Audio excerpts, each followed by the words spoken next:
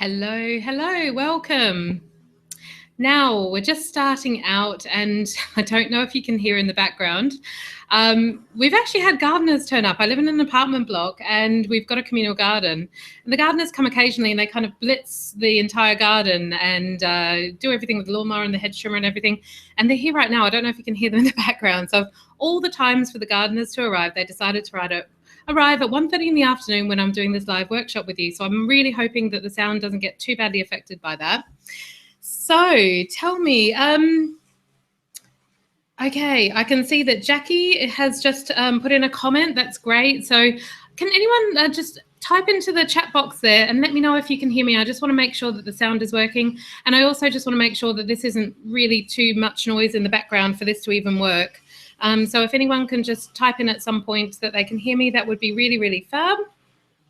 Okay, Jackie, I hope you can get your speakers to work. We are doing Mailchimp today, so hello and welcome. This is an introduction to Mailchimp. I get a lot of questions about Mailchimp, and I really wanted to start from the beginning here. So today I would really like to cover what it looks like when you set up a new Mailchimp account, how you actually set up your mailing list, and then how you set up all the forms so that people can sign up to your mailing list. So I'm going to be covering that today, and hopefully it's not too ambitious. I would also like to cover how to create a template that's quite a pretty and graphical one, which is actually really easy in Mailchimp because everything's basically drag and drop. Okay, fantastic. Yeah, Fiona saying that you can hear me. Thank you. Let's hope the lawnmowers don't come right up near the window here and then completely disturb us. Okay, let's get started. I'm going to share my screen. So I have Mailchimp here ready to go, ready for me to log in. So I'm just sharing my screen there now. Hopefully you can see that. Good. Okay, I am logging in to Mailchimp. I'm not using my real account. So I do have a Mailchimp account. I absolutely love Mailchimp, and I have stopped using it recently only because I started doing things that were a lot more advanced around my online courses and things like that. But to be honest, I'm finding all of that stuff is a little bit too much for even where I'm at now, and I'm thinking about returning to Mailchimp. So although I am using a kind of created test account, I definitely do stand behind Mailchimp. It's something that I recommend to everyone because it's easy and it's free up to 2,000 contacts, and it's a really fantastic system. So let's log in with my username and password, which I created this morning. So obviously you'll go through the process at mailchimp.com to set up your username and password and create your own account. And that's all fairly self-explanatory. And then once you have that, when you log in for the first time, it will come up with your dashboard, and you will see a dashboard that looks very much like this. The first time you log in, you'll also get a tutorial, which is really, really handy. So you will get a bit of an introduction to the service. That's one thing that Mailchimp do really, really well, is to make everything kind of fun and easy to use, very much drag and drop, and lots of help for you along the way as well. But it is a little bit different to a lot of the things we use. So hopefully this session today will help you to understand what we mean by campaign and template and mailing list. So let's just explore the dashboard. So here we've got a dashboard where you can get started.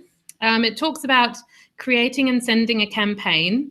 Now in Mailchimp, a campaign is basically an email. So if you want to send an email to your community, or if you would like to set up a recurring email, it's all kind of done through the campaigns. Now, it's worth actually saying here that the difference between a free Mailchimp account and a paid for one is that to use the automation and send a series of emails, you do need to upgrade to their paid for version. So there's a couple of options. I think you can pay as you go, or you can pay around about $10 a month to access that functionality. But most of what we're going to be covering today is the very basic stuff, what you can do with a free account. So a campaign is basically an email. Your list is your mailing list. So if you have a generic mailing list for your website, you might want to upload that onto there. You might also want to create a separate list for your clients. So you can manage different lists within this system as well. It doesn't just have to be one big long list. Okay, sign up forms. We're going to be going over that today. It's prompting us here to start building your audience and creating some sign up forms. So that's where people will actually add their email and their name and sign up and become a member of your community and get added to your mailing list. Okay, and then this is just some prompts so that we can invite different users and verify the domain. So chances are when you've got a new Mailchimp account, they'll also want to verify your domain. So I have actually, I believe I should have verified my domain this morning because I actually, yeah, kerrydawn.com is verified because they sent me an activation email and I clicked it and basically said that I own this email address. So I will be able to send, or I should be able to send through any email addresses associated with that domain name. Right.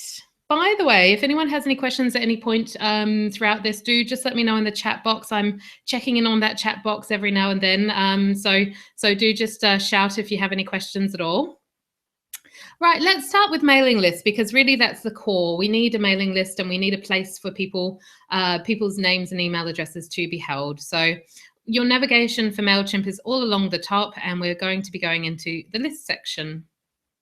So at the moment, this is a brand new account. It's empty and I don't have a list. So over on the right-hand side, I can create a list. So I'm going to click on that. And then it's going to ask for a bunch of different information about my list. So I am going to call this list, let's just say test community. So that's what I'm going to call my list here. It is something that your subscribers or members of your community will see. So you might not want to just call it, summer marketing campaign 50% off or something like that. That seems a bit inappropriate, perhaps. But maybe create a list name that's descriptive of the community that you're building.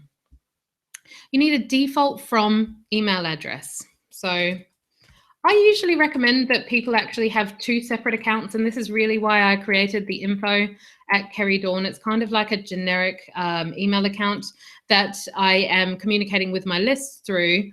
And if people unsubscribe from that, then I shouldn't get into any hot water if I continue to email them afterwards, because actually they might be a personal client and I might have a very real reason to email them on a one-to-one kind of basis. But if they've technically unsubscribed from me, then they probably shouldn't, be receiving that email, which, I think it's more of a legal position. I don't think there's anything to worry about too much, especially if they're in a personal client. But I think it's definitely a good thing to just make sure that you've got two separate email accounts. My understanding is that as well, sometimes if they block one or if one goes to spam, then at least the other one will keep going through if you do need to be emailing them on a one-to-one basis. So I do have a special email account just for my community and for my mailing list. The default from name is my name. I suppose if you're actually wanting to email just as a business, you could create the default from name to be your business name. So I'm just going to put that in there.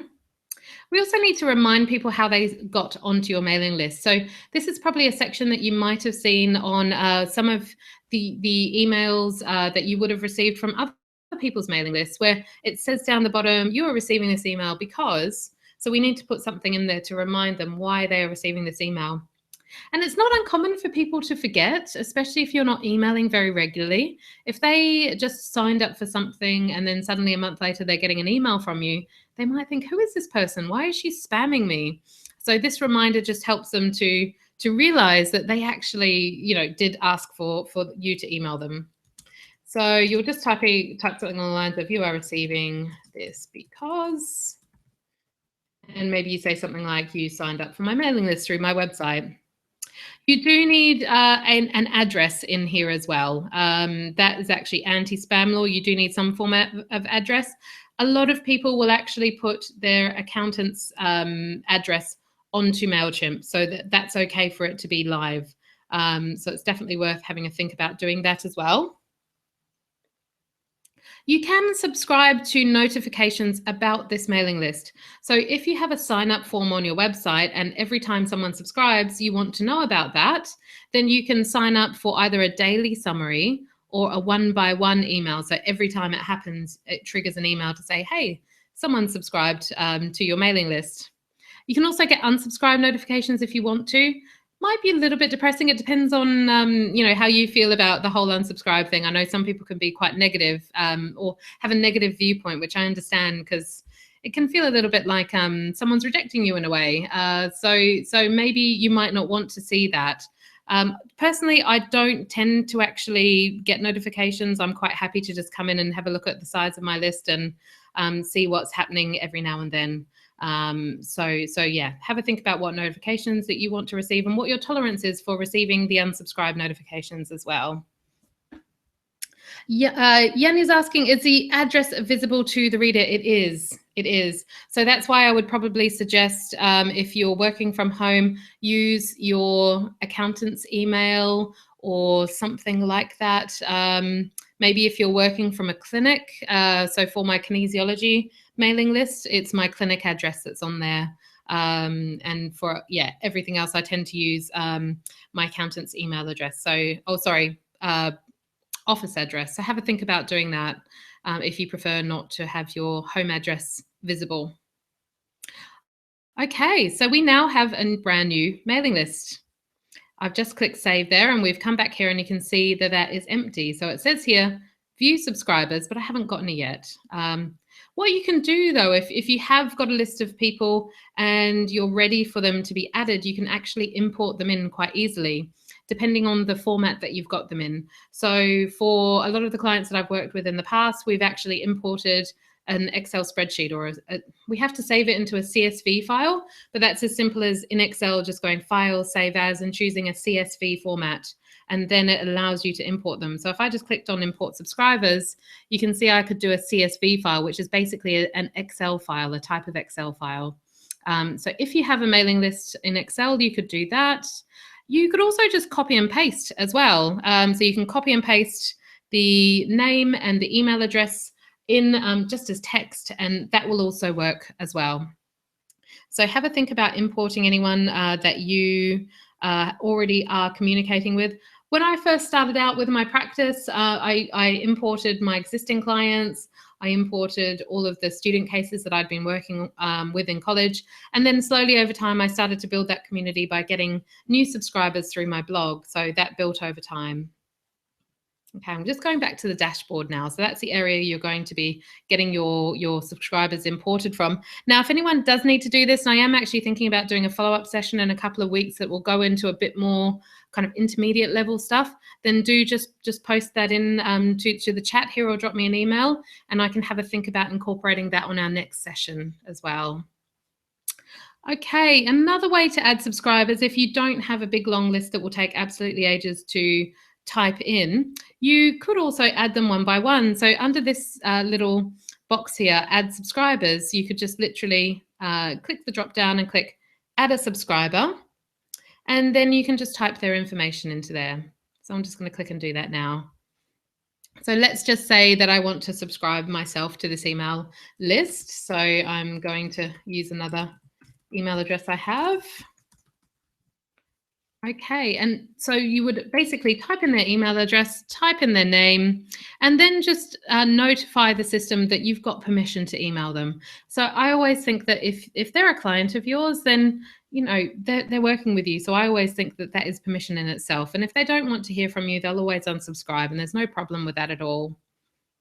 Okay, if this person is already on my list, update their profile. That basically means if there's a duplicate person on there, who has the same email address and maybe the name slightly different, this would overwrite anything. So that's always a good idea as well. If you've already got people on your list and you know, you might not be 100% sure if they're on there somewhere, just update their profile, because basically once you get over the 2,000 subscriber limit on Mailchimp, you will need to pay, and you're paying on a subscriber basis. So if you've got duplicate people on your mailing list, you're basically going to be paying for them at some point in the future. So it is quite good to try and keep it clean if possible, and to actually yeah, just keep it lean and clean and have only one person subscribe to your list from each email address.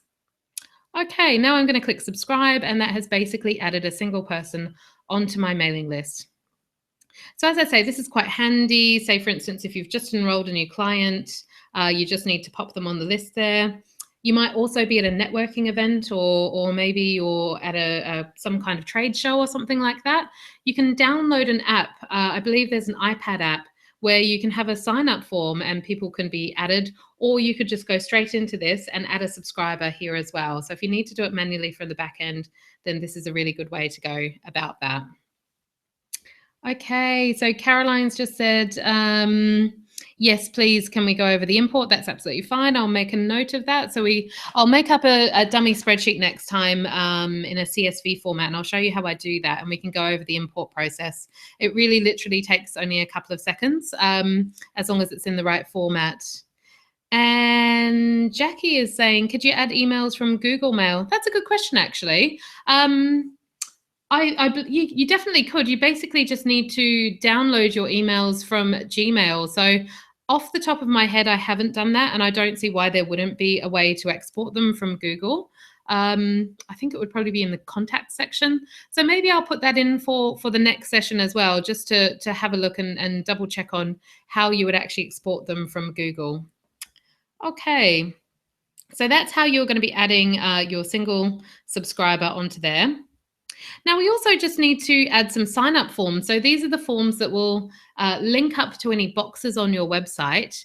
And you can also have a link that goes directly to your forms as well. So you might be able to embed that link, say, on your email signature, on your Facebook page. Maybe you do a Facebook status update every now and then and invite people to sign up. These are the kinds of places that you can use links to these sign-up forms. So I'm just going to show you how I would create a sign-up form. I'm going to click on the sign-up form here.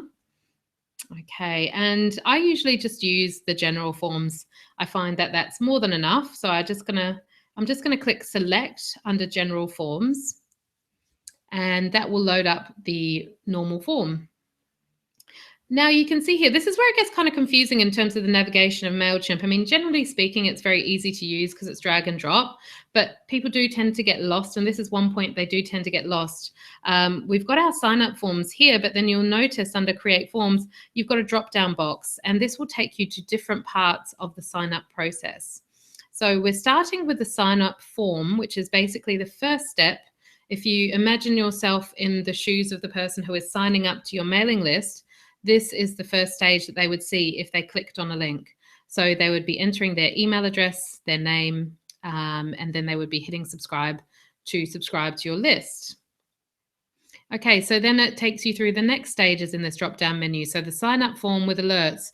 What is it going to look like to that person when they didn't put their email address in correctly? Say, for instance, they missed the @ sign and it's not a valid email address. This is how it's going to look if there's some kind of problem and there's an error message on the page. Okay, and then if we just click this drop-down again, you can see there's a thank you page. So then it says, you're almost finished. So in this scenario, they've put their email address in, they put their name in, and they've hit subscribe.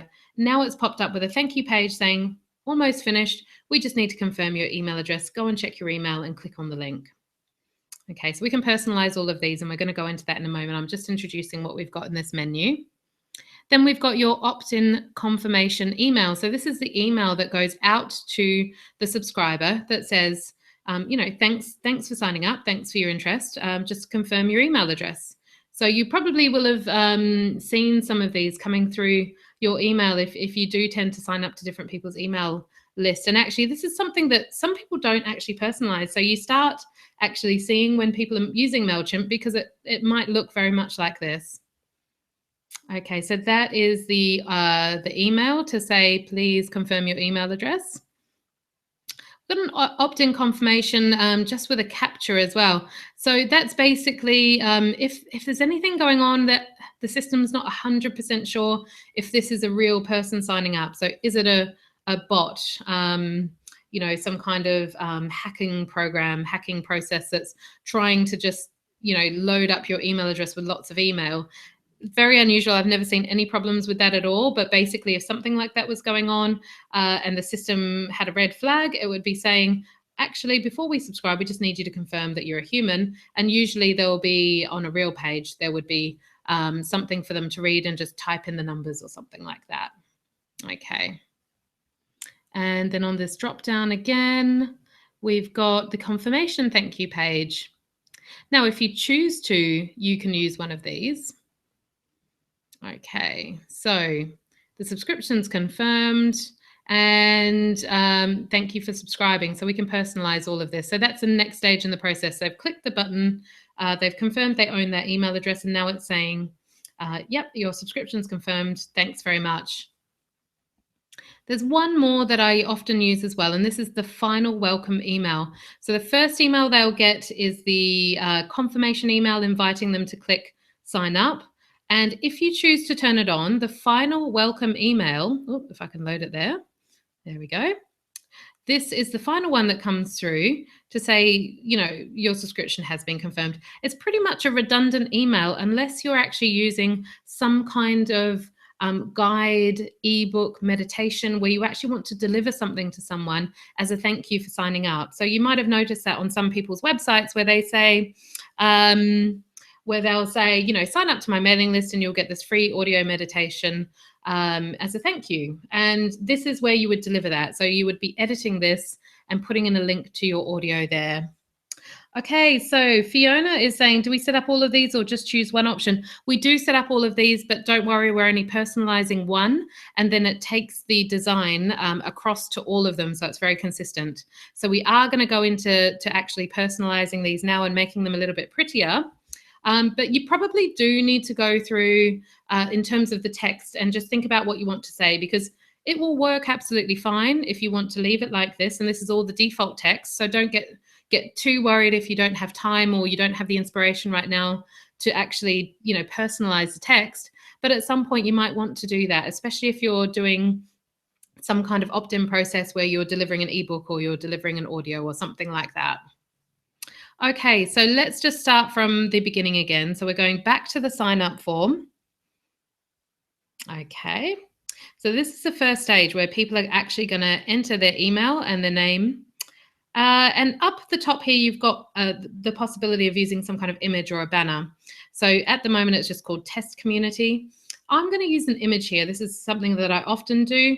I created this image in Canva, and the measurements for Mailchimp are 600 pixels wide.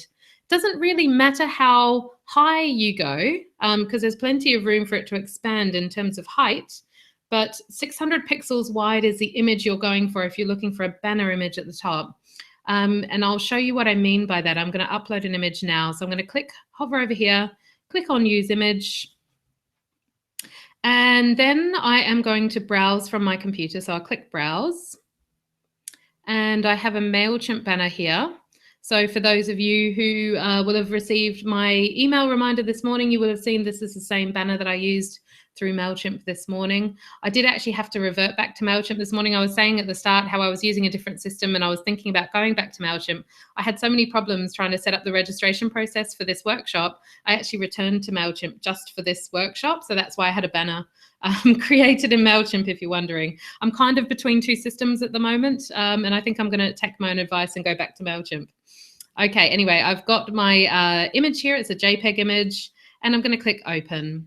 So this is 600 pixels wide, and you can see it's 209 high. As I say, you don't have to have something that's 209 pixels high. If you want, you can link that to your website as well. So when people click on that, they go to a particular website. So I can type in here my website address. You always need the HTTP at the start, or you usually do. Okay, and I'm just going to close this little window here, that upload window. And then down the bottom here, I'm clicking Save and Insert Image. Okay, so there we have my WebJoy community banner, which I created in Canva. So that gives it a nice, pretty design for when it goes out. Now, just down here below, I can actually personalize the text here as well. So you'll see if I hover over this, it comes up with the dotted line around the box, and then I can click Edit. And then in here, I can actually type in something to invite people onto lists. So as I was saying before, let's just say we had some kind of guide that we wanted to provide to people. So I might type something in here to say,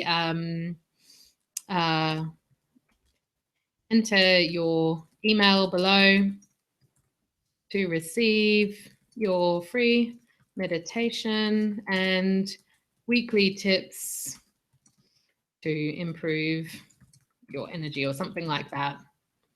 So something nice, something warm, something inviting, and just letting them know what it is they're going to receive if you are having a kind of thank you for signing up to your mailing list.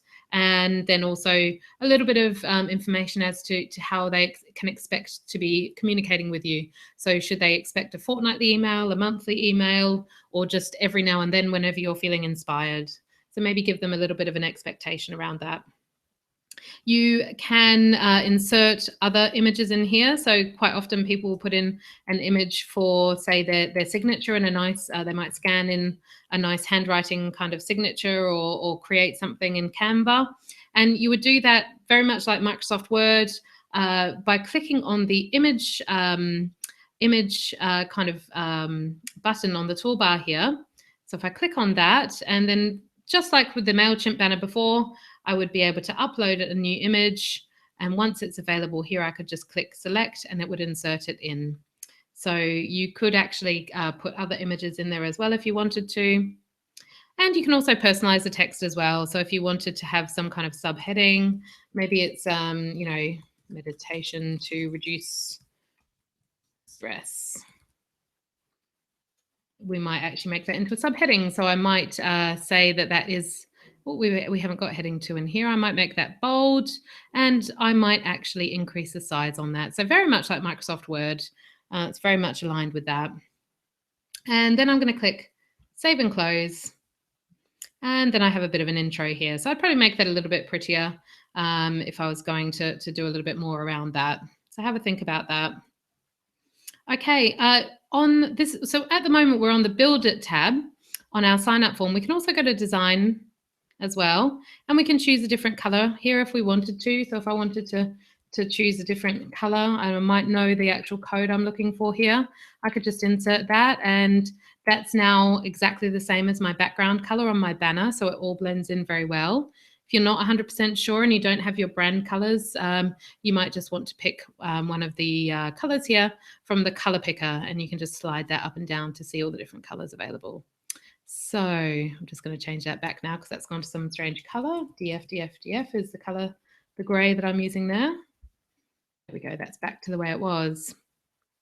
So it's worth having a look through here. You've got lots of different options around page and body, form, so all the different things that you actually can personalize. And if you've got very specific branding, then you can really align it to your website and make it look really, really pro. So just to recap, we're on the sign up forms here. That was the first one on our drop down menu. And so this is the first one that we have personalized. I'm just going to go very quickly through the list again now. So we've got the sign up form with alerts.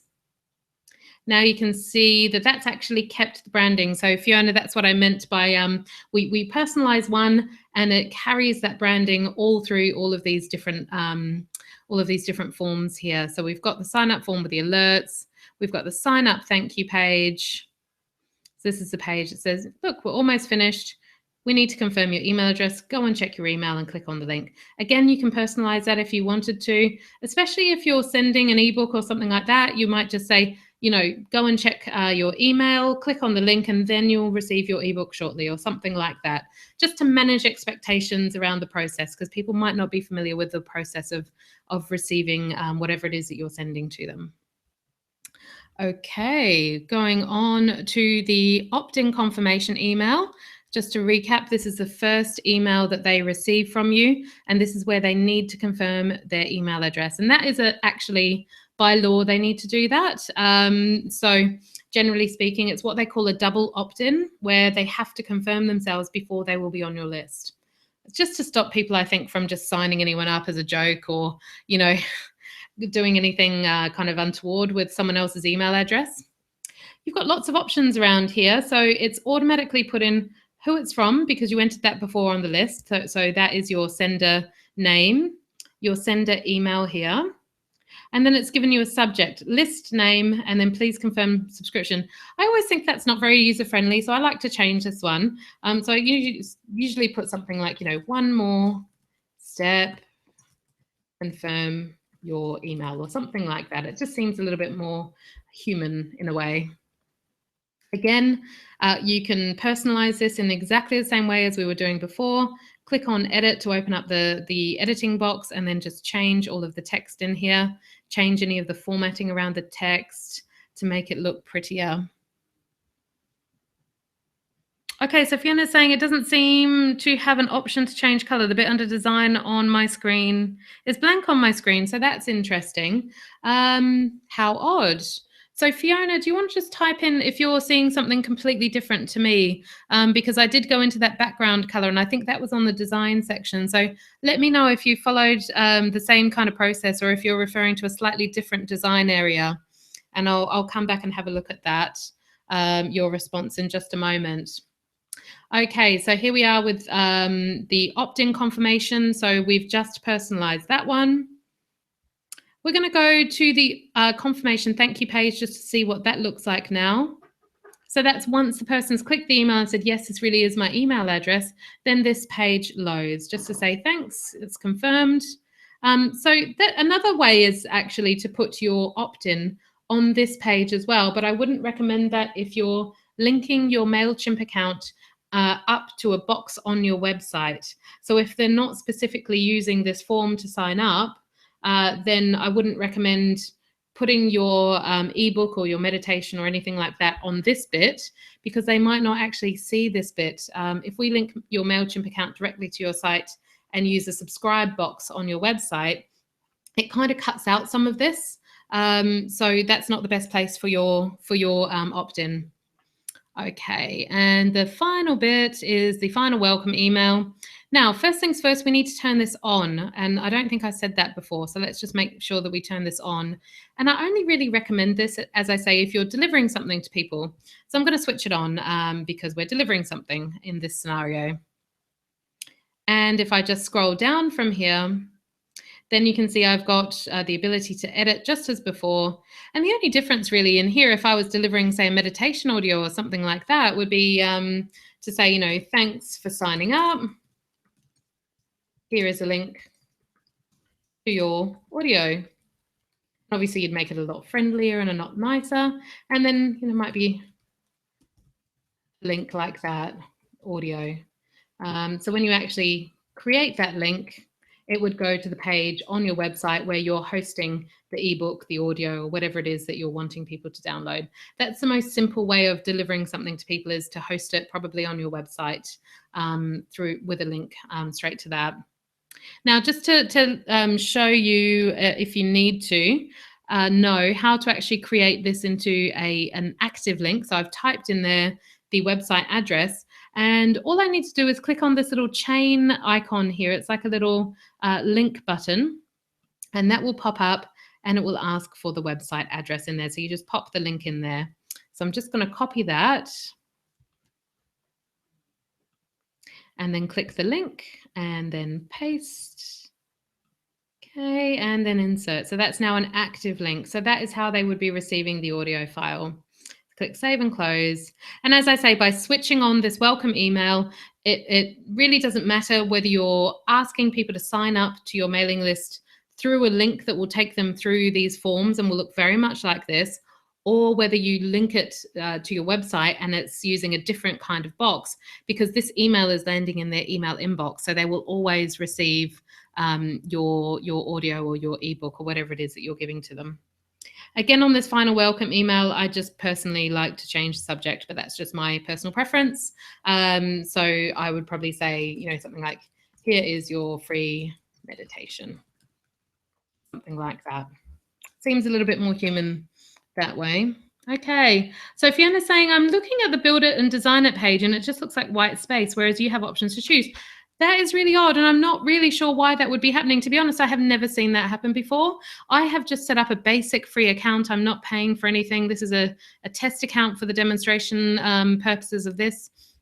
Fiona, if you want to take that offline, and I'm sure you're a member of the WebJoy community. I think I've seen you in there before, my Facebook group. Maybe you could post in there a screenshot of what you're seeing. And if you want to PM me your details, I'm happy to take a look and just let you know if I can see anything that might be stopping you there at all. Okay, so we have created our sign-up form. So when people actually enter their name and their email address onto these forms, they will be added to our mailing list. Now, the simplest way of getting people onto your mailing list is to actually give them a link to your forms. So let's just go back to the first page where we were, the sign-up form. Okay, and you'll see just down below here, you say there is sign up form URL. This is the link to the forms that you need. Okay, so I'm just going to copy that and I'm going to put it into a new tab just to show you what we've done so far. So if I actually load that, you can now see the forms that we've just created. And I could sign up with some kind of test account. So let's see, I've got yet another email address. I've only got 3, honestly, with this particular domain. Let's just put in my sign up details here. And if I subscribe myself to the list, it would actually, it's asking me to confirm my humanity. That's probably because I am actually logged into the system while I'm trying to do this on another tab. So it's interesting for you to see that actually. So I've actually clicked that I'm not a robot, and then I'm clicking subscribe to list. So now I would expect to receive an email in my email account inviting me to confirm my email account, and then I would receive my meditation audio. So that would be the process that the person would see when they're actually signing up to your list. So with that link, as I say, you can add that to Facebook, you can add it to your email signature, you can add it to all sorts of places, and you can also use it on your website as well. So if you want the most basic process for people to sign up on your website without having, if you're not sure how to do the opt-in boxes at the moment, you could actually just do a link to that, to your mailing list through here. So copy and paste that link and keep it in a safe place. Okay, so we have, I was planning to go until about 2:15, so about 45 minutes. I think I have enough time to just whiz through and show you a very quick demonstration of how to create a template. And I do want to pick up a part 2 of the Mailchimp demonstration in a couple of weeks' time. I'm planning another lunchtime demonstration on the 28th of July, so I'll be putting out an invite to that as well. And we'll go a little bit more into how you would actually send an email to your growing email list. And we'll talk about a couple of different formats for that as well. Before we do that, though, in case any of you want to go off today and try and make a template, let's have a quick look at that section. So I'm going up to the template section here.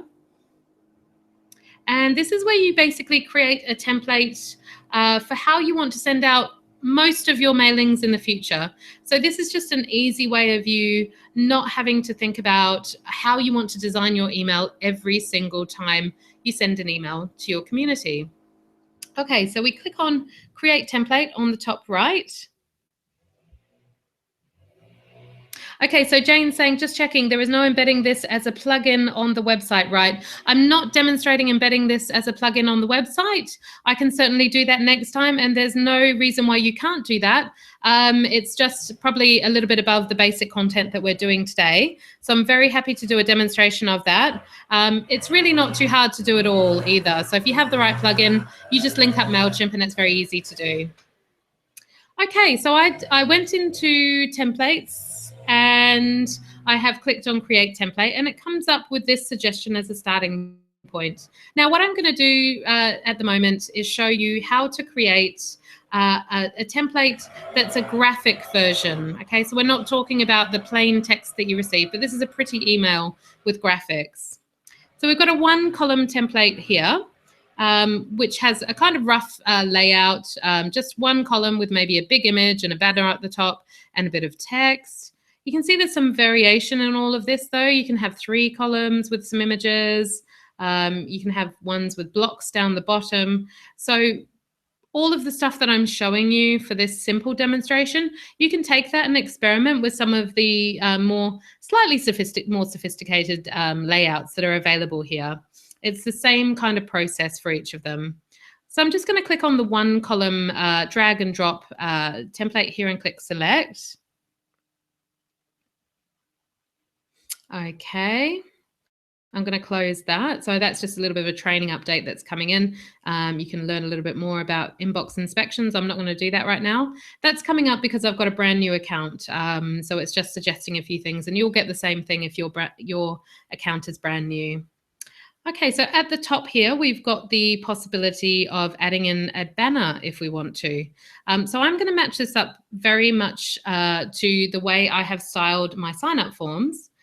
So if I hover my mouse over this block, it comes up with the editing options in the black bar here, and I can click on the little pencil icon to edit that. And then over on the right, we get a bit of a split screen view. So your editing options for the block you've just selected come up on the right, while you can see your changes happening on the left. Okay. So on this image block, I'm just going to click on Browse, and that will take me to my media library where I've previously uploaded my Mailchimp banner. Again, it's exactly the same as the sign up forms, 600 pixels wide. It doesn't matter how high, but 600 pixels is the width you're going for if you're creating something in Canva. And then I'm just going to click Select. So that has inserted my banner straight into my email. And you know what? That's almost enough to go with straight away. That already looks quite nice and stylish. And to be honest, that's what I did for your reminders that you probably will have received this morning as well. So I literally just did that when I needed to create a quick email to send people. So that is the banner sorted. You won't necessarily want to enter anything into this section here because it's just a template. So we're saving this for the future. We're not using it straight away. But when you do go to use it later on, you will be clicking on this editing block here. You hover over this text box, click on the little pen here, and then on the right, you can see that the text box pops up. So that's where you'd be typing your information into the future when you're actually sending a real email. Okay. I'm just going to click Save and Close on there, and I'm going to leave the dummy text in there for this particular template. Finally, I can personalize my social media icons down the bottom. So I'm going to hover over my social media icons and click again on the pen button. And that pops up with all of the options for my social media links. So by default, Twitter comes up. So I can put in a link to my Twitter account here. So that now links directly out to there. I can put a link directly to my Facebook page. I can just type in the name of my page after here. And if I wanted to, I can also put my website as well. If you're on any other services or you want to remove any of these, that's absolutely fine. It's very editable. Down the bottom here, I'm scrolling, so you can see I'm scrolling down on the right. I can click Add Another Service. I can even put my email address in there if I wanted to. So if I want to invite people to email me, they can easily do so through that. And then I can even see what else is in there. We've got RSS. If I click on this drop down, we've got Reddit, Spotify, all sorts of other services that I'm not even actually aware of. I've never heard of that one. So yeah, there's lots of different ones on here. GitHub, Vimeo. So any other channels that you might be available on, you can put all of your links into here. Okay. How to remove anything that comes up by default that you don't actually have an account for. If, say, for instance, if you're not using Twitter, you would simply click on the little circle with a line through it on the right-hand side of Twitter, and that's just simply removed it there. Okay. You've got some style settings over here as well. So you can always click on the Style tab on the right-hand panel over here and just see about changing the background for this particular panel.